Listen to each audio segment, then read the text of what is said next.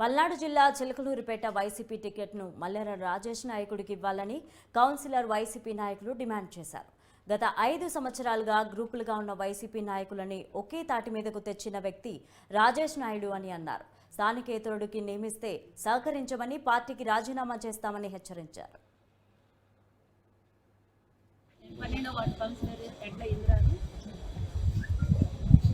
ఈ 3 నెలల్లో మేడం గారు వెళ్ళేటప్పుడు ఏ కౌన్సిలర్ చెప్పి వెళ్ళాల నడి రోడ్లో నుంచోబెట్టింది కౌన్సిలర్.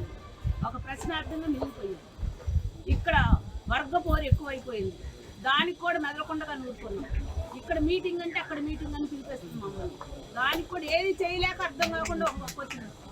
ఇవన్నిటినీ మన మల్లెర రాజేష్ అన్న ఒక వాడ దగ్గర కానీ నీళ్ళ దగ్గర మొత్తానికి ఒక కుటుంబంలా కలుపుకొని ప్రతి పని చేస్తూ ఉంటుంటే ఇది ఓర్చుకోలేకుండా ఇంకోడు అంటే ఆ తెలియని వాళ్ళు ఎవరు ఇక్కడికి వచ్చి ఏం చేస్తారు. 30 మంది కౌన్సిలర్స్ మటుకి రాజేష్ అన్నకే మద్దతుగా ఉంటాము. రాజేష్ అన్నకే సీట్ ఇవ్వాలి.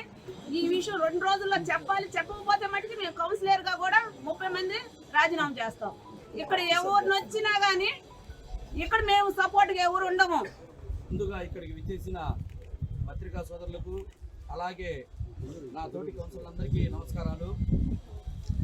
మీరందరూ చూస్తున్నారు చిలకలూరిపేటలో ఏ విధంగా అయితే ఇక్కడ నుంచి మల్లెర రాజేష్ నాయుడు గారిని తీసుకెళ్ళటం, అలాగే అక్కడ సీటు ఇవ్వటం, మళ్ళీ ఆయన వచ్చి ఇక్కడ 3-4 వర్గాలుగా ఉన్న వాళ్ళందరినీ ఒక తాటిపై తీసుకొచ్చి పార్టీని కరెక్ట్ రూట్లో నడుపుతున్న ఈ క్రమంలో మళ్ళీ ఇతను కాకుండా వేరే అతను అంటున్నారు.